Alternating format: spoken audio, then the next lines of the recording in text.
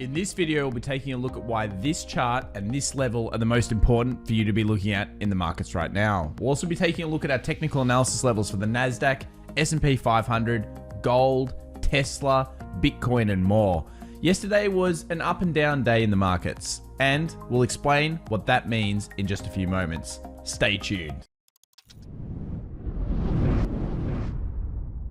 All right, guys, well, at the surface, when we look at our heat map for the day, it's clear to see that most things were green, but this is still a story of two markets. The market where everyone is buying the big blue chip companies, and then the market where people are trading the stonks. So we'll take a look at what happened to the stonks a little bit later, but however, the market did recover somewhat, and it hit a critical point where the bulls and the bears are fighting it out for supremacy. And we'll take a look at the S&P 500 later in this video, and you'll see exactly what we're talking about. Microsoft, Apple, Google, they all had a decent return yesterday. We also saw the banks move up quite strongly, and of course, Tesla over here and AMD are probably showing a little bit of what I'm saying with the tale of two markets. Let's now go and have a look at the actual indices, and you'll notice the Nasdaq ended up 0.81%. The IWM or the Russell ended up 1.84%, and it actually came out the gate very strong, almost hitting 2.6 early in the morning. And then the S&P 500 1.2%.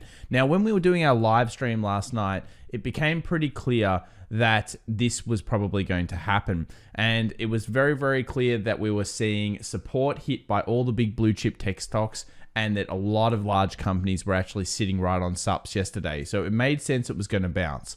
But what happens next will be very important for the markets. We did see Walt Disney come out, Airbnb. We also had a few other earnings. Alibaba Group missed a little bit on its core business, and that sent it down. And when we have a look at the sectors overall, you'll notice that almost every sector actually was up throughout the day, except for energy, struggling a little bit, negative 1.22%. It was the one that, of course, was positive the day before. So the question is, are we in this thing? Are we really sitting where we're going to have a decline continued through May into June, similar to the 2009-2010 scenario? Now, it looks like that could certainly happen, but we need to probably see another bearish signal here at this point in the S&P 500. If this does happen, I still could see some sideways action. We've made a pretty compelling argument on this channel that we'll have a sidewaysy kind of market with relatively little percentage overall gains in the S&P 500, considering where we are already this year. And then, of course, at the end of the year, we should see quite a large rally. Almost every time in these scenarios, rallies have come through into the end of the year. The sector that we're wanting to target, though, is going to be very important, and that is a selection that we need to make as traders and investors.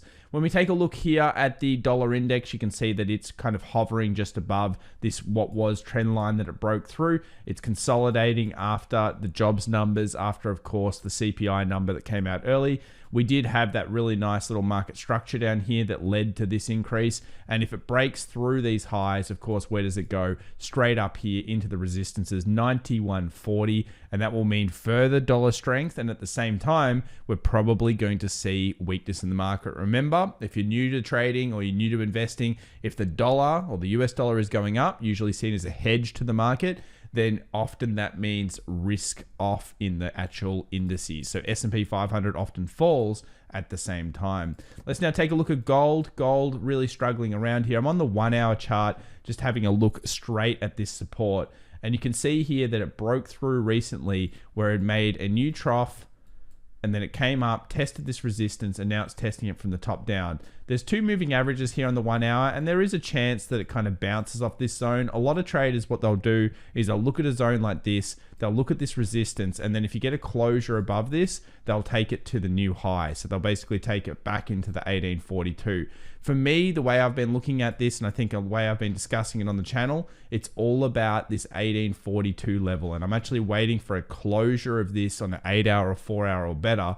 And that will signal to me that this market wants to go to the next resistance, which is straight up here at 1875. So similar to silver, it's basically just looking for a turnaround story. Silver came down to 2670, not quite the 2650 we thought it would bounce off, and it's trying to make it up here. But if we go down to the 1 hour again, you'll notice straight away that this zone is critical. Look at this. Support, support, support, support, resistance previously. Very important area to be looking at in silver. I'd love to see a breakout here, retest of that breakout, and then of course, further pressure to be put on the 28 during the hashtag silver squeeze that still seems to be trending a little bit in some corners of the internet. Good luck, guys, out there.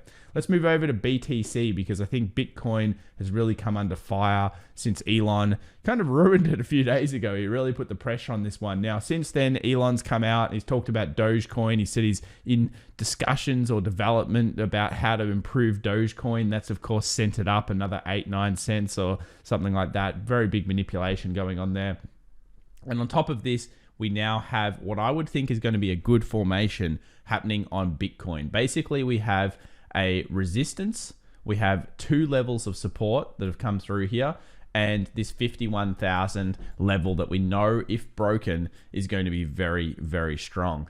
This is going to be a double bottom if it can get through 51, and I think that's going to signal further strength in BTC and therefore the crypto markets. When we go over to an 8-hour, it's going to become even more apparent. Check out this close, guys. Beautiful hammer wick. Remember, you get confirmation, you get through that low, my goodness, is it going to be good. It's going to be a really nice double wick rejection kind of play. Hopefully we start to see the BTC really recover, and I quite like that from the way we're looking at in the market right now. Now, the tale of 2 stories. I mentioned it at the start of this video. Unfortunately, hyper stonks are coming under extreme fire. It doesn't matter which one you're in. If you're in any of the retail kind of favored new companies from the last year, all of them are down, and all of them just continuously get hit up in this market. We've now seen Tesla move below 600. So obviously Wall Street's doing rotation, but at the same time, they're really attacking retail investors. Now, with Tesla getting as low as it did yesterday, could it have little jumps? Sure. But this is the type of thing that kind of has me really worried. I mean, this is the last level of a closure before really there's no support all the way down to 500 or 450 for Tesla. Now, I've been talking about this weekly, and at this stage, it looks like the weekly is going to close under 600. That's so important. If it closes under 600, where's the next level of structure? 450 for Tesla. So Tesla bulls, oh boy, do you need Friday to come through big. And can Tesla come through big? Of course. But this stock is really under pressure. And if we think about how much of a percentage down this is going to be from the top, we can see here top to bottom, wow, 50%. So for some people out there, if that had happened, that's a big decline. And some hyper stonks are already down as much as 60% out there. So it's a very, very big pressure zone. Look for the weekly close under 600. I know there's a few guys with puts out there in the community on this stock. I guess they're happy, but people buying it, I can feel their pain a little bit right now on how that's going. US 100, this is not really the best place to start because I think the SP 500 is the key zone and level. But you'll notice here yesterday, I just want to talk about how we came into this market. So we came into this market, we're talking about this particular zone.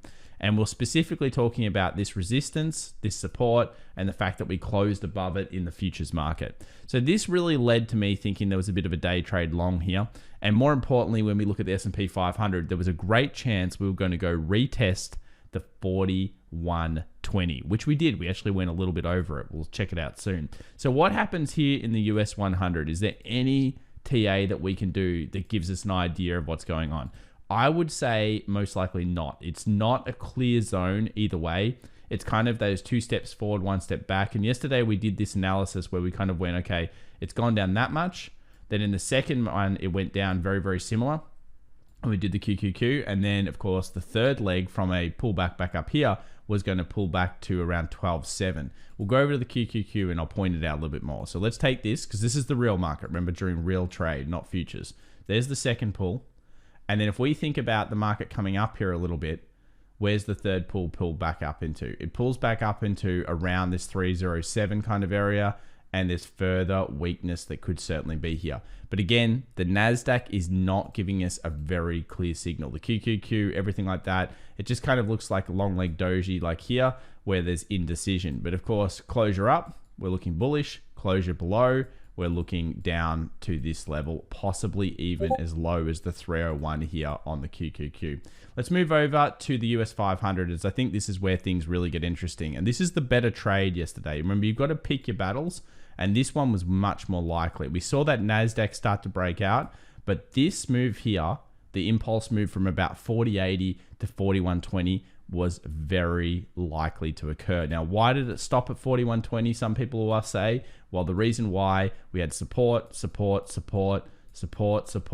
resistance. This is such a critical zone for the US 500. And when we move over to the SPX, it's also a critical area. Remember, it's really important to see these types of zones on all of the markets. And if the bears are going to win, they take it down Friday. They basically need to short it Friday from 41.20, and they take this thing down and start to make new lows in the eventuation of this market coming back down to at least the 39 kind of 60 zone, which is also the weekly 20 or the mean reversion on the weekly. Why is this such an important area? Because every single one of these pullbacks has happened back to this 20. So it's not over yet for the bears. You guys are just kind of hibernating right now, finding out whether you want to take it down on Friday. And I think this is a super critical zone with, on the 4 hour, a 20 exponential moving average, the red line, a 50 exponential moving average, the blue line, all acting as dynamic resistance at an incredibly critical area. Everyone can see this area. I'm sure many people are looking at it, and you can see the interaction already with this zone is super important. So let's see what the futures brings throughout the session before Friday. And of course, join us live 1.5 hours early before New York Open, because it is going to be such a big learning curve here, and it's such an important zone for the markets right now. I'll leave you just with this IWM. A few people have been asking me to do the Russell. There are some reasons I haven't been covering the Russell as much, and I think it's because it's kind of like not giving us really great signals. Like, do we have a 208 mega support here for the Russell? Sure. Is this kind of zone where it is right now that important? It's kind of come back up, tested this 215 from the bottom up, and again, it's waiting to see what the S&P 500, the most important index, is doing. If you enjoy these videos, please remember to subscribe, smash that like button, guys, and we'll see you in the next video on the weekend, or of course live 1.5 hours before the market open. Catch you guys.